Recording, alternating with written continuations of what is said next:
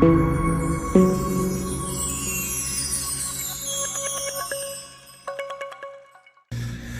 welcome back to another amazing video here on Universol Leadership Development. Today I have another amazing video for you by John C Maxwell, The Law of Intuition. Even John C Maxwell himself said how difficult it is to teach the law of intuition. Why? Because intuition is your sixth sense.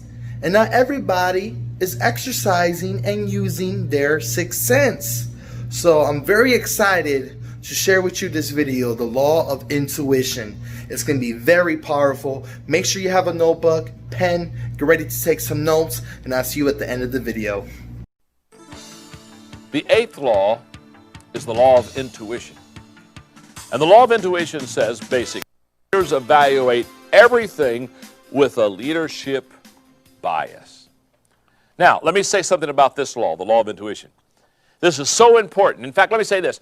The best leaders, when I shared with you on one of the other leadership laws, the law of process, about our leaders born, and I told you that some people are born with leadership leanings, let me just say this. Of all the 21 laws, this law is most closely associated with people that have what I call leadership leanings. If there's a law for, quote, the natural born leader, it's the law of intuition and it's the law of timing. Because those are the two most difficult laws to learn. They're the two most difficult laws to teach. And so therefore, while I'm teaching them to you, I want you to understand, I realize I have a major task in front of me for the next few minutes. And the reason they're the most difficult to teach is because intuitiveness and timing are very subjective. And only people that have natural leadership bents naturally pick them up. So if you don't have natural leadership bents, you can learn to be intuitive, but it's going to be a long process. I promise you that. But let me give you the flip side for a moment. Probably no law of leadership puts a leader at an advantage more than the law of intuition. And let me tell you why. In the law of intuition, basically, it allows you, the law of intuitiveness allows you as a leader to see things and sense things more quickly than anyone else, and it gives you a distinct advantage of a leader. Let me give you an example of that. I can win a 100-yard race against the fastest human being in the world if there is a condition. Look at this body, there has to be a condition. I can run a 100-yard race against the fastest human being in the world if I get a 50-yard head start. And I just want to stop here for a moment and say I have carefully considered the 50-yard head start. And I'm starting to say I maybe need a 60-yard head start. And you say, well, of course you can win the race. Of course you can win the race if you have a 50-yard head start. It's the whole point of the law of intuition. You know what the law of intuition is? The law of intuition gives you a head start on everybody else. In other words, it allows you to win the race. The fastest person doesn't win the race in leadership. It's the person who got started quickest. Understand that. And the law of intuition gives you what I call the leadership jump start. It allows you, it allows me to get going before anyone else can get going, and therefore we get to the finish line first. And somebody says, well, how did you get to the finish line? Are you the fastest? No, I'm not the fastest. It's not the fastest, it's the first in leadership. And what you have to understand is the law of intuition allows you to be first. So, let me see if I can do a good job teaching this law. The first statement I want to make is this one. In intuitiveness, in intuition, it's important for you to understand who you are, because in the area of intuitiveness, here's the way this works. Who you are determines what you see. In other words, if I'm a leader, I see everything through leadership eyes. If I'm a navigator, I see everything through a navigator's eyes. In other words, you and I see not what is, we see by who we are. classic example is every once in a while I'll do something that's way out of my gift zone, just for an experience. I had a wonderful friend who loved nature. And I remember we used to go on hikes together. His name was Paul. And Paul would say, "Oh my goodness, did you see that bird? Did you see that ground?" And he'd talk about all these things, and no, I didn't see it. I didn't see it. Well, Paul said, "It was right there. It was right over there. Didn't you see it?" No, I didn't see it. Why did Paul see all of nature and I didn't see a lot of nature? Because intuitively, that's who he is. He's a nature lover. I'm just a Mr. Magoo walking through the field, not having a clue what's happening. Who you are determines what you see. For example, my gift is communication. I do communicating almost every day of my life. And so whenever I have to communicate, whether it's in training sessions like this or in major auditoriums and stadiums across the country, it doesn't matter. I'm not nervous. I'll be honest with you, I just don't get nervous. People say, "Well, are you uptight?" No, I'm not uptight. I'm going to go out and do what I love to do with people I love to do it with. And I'm going to have a great time. And so I enjoy it. Why? Why? Because it's my gift. My wife, Margaret, who in her earlier years was a school teacher by profession, communication is not her gift. And I always hate it when somebody, because, they say, "Well, would you come and speak to us?" Ask Margaret to come and speak to us, because if they ask Margaret to come and speak to them, I know what's going to happen. She's going to come to me. She's going to say, "John, they want me to speak over here. What should I say?" Now, let me just stop here for a moment. If you don't know what to say, communication is not your gift. What do I say? So over the years, because we've been happily married for well over 30 years now, she knows that no longer does she come and ask me what to say, because I say, "Margaret," So now she'll say, "Okay, don't tell me what to say." She said, "Just tell me, how do I get started?" How do you get started? And like maybe she's going to go speak at a banquet, I'll say, "Well, just kind of listen to what people say before you speak and play off of them." And somebody says something, you get up and you just start talking about that. And she hates that answer. Well, I'm not trying to confuse her, and I'm certainly not trying to frustrate her. It's how I do it. Why would I do it that way? It's my gift. It's who I am. Now, let me flip it for a moment. Let's talk about clothes. You don't know anybody as bad at matching clothes as me. I have this clothes closet, and I have been known to go into my clothes closet, close the door, and just stare at stuff. For 15 minutes, paralyzed. I'm a leader. I'm paralyzed. Kind of drools coming down my mouth.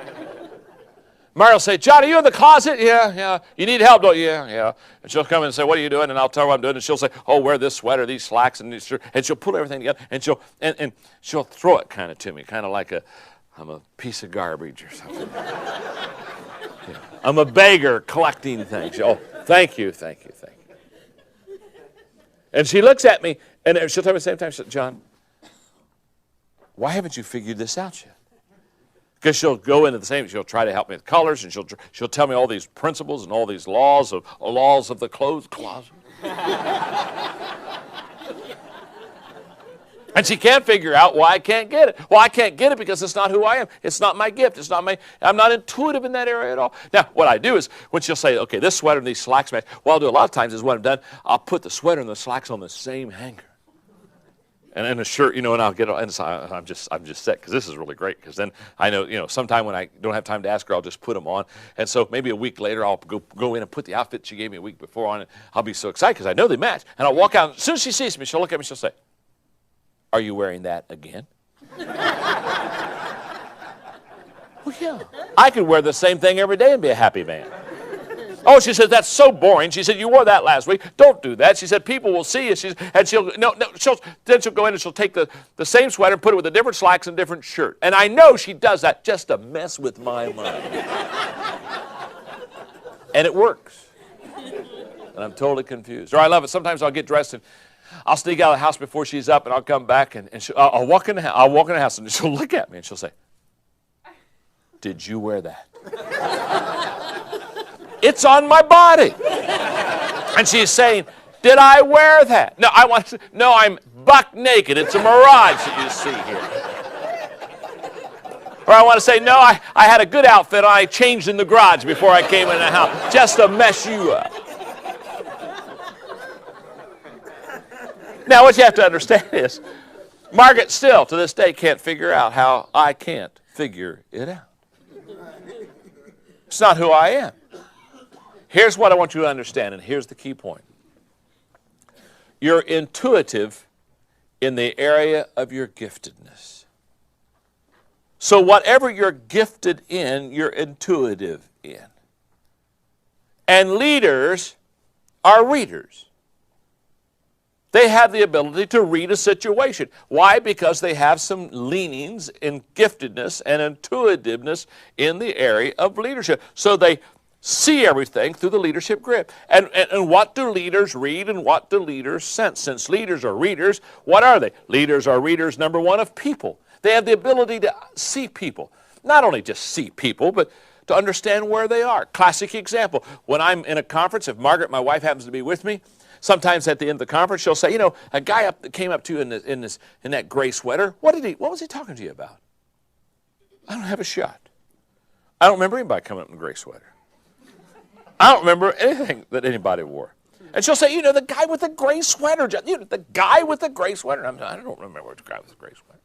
Why? Because she's very color conscious. I'm not conscious.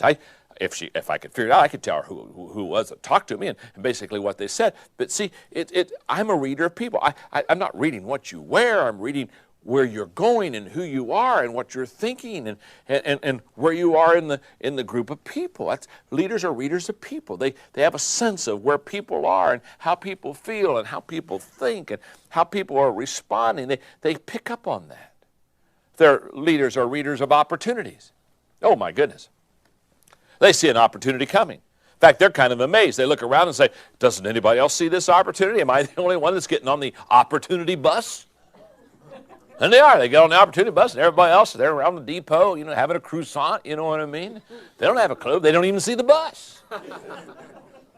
Leaders are readers of opportunities. Thirdly, leaders are readers of the environment. They have a sense of what's happening in the environment around them, and they can feel things. Number four, they're readers of timing. They understand the ebb and flow of timing and when to seize the moment as they can and when to let the moment go. Number five, they're readers of motives. They have the ability a lot of times to not only see what a person does, but have a sense of why they do it. They're readers of the future. I'm not talking about some kind of a person with a crystal ball, but they have a sense of what's coming around the corner. They can sense what's approaching and what's up in front of them.